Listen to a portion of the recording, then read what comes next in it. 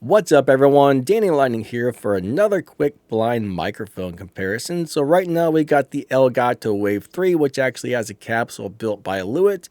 And we've got the gaming version of the Rode NT USB Mini. This is the Rode XCM 50. Right now we are speaking into the front of microphone A, and we're going to go ahead and switch over to microphone B. Now we're speaking into the front of microphone B. Which one do you think is which? So do you think microphone A is the Elgato, or do you think microphone B is the Rode? So right now we are speaking into microphone B. Let's go ahead and switch microphones.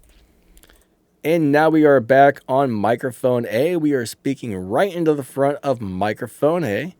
This is microphone A. By now you should probably have a pretty good idea of which one you like the sound of better. Let's go ahead and switch back over to B.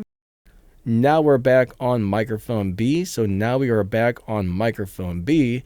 And I think we're going to hear some pretty big differences in sound quality. Which one you like better is definitely going to be personal preference. Now we are back on microphone A. We are back on microphone A.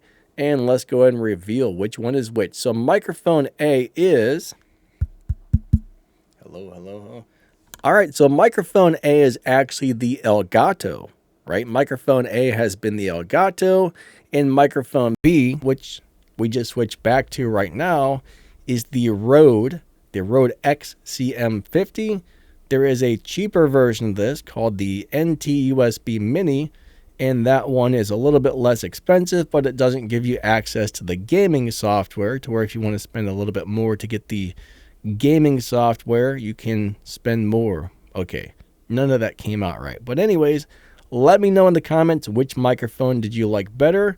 Microphone B, which we're currently speaking on right now, which is the Rode, or microphone A that I'm currently speaking on right now, which is the Elgato Wave 3.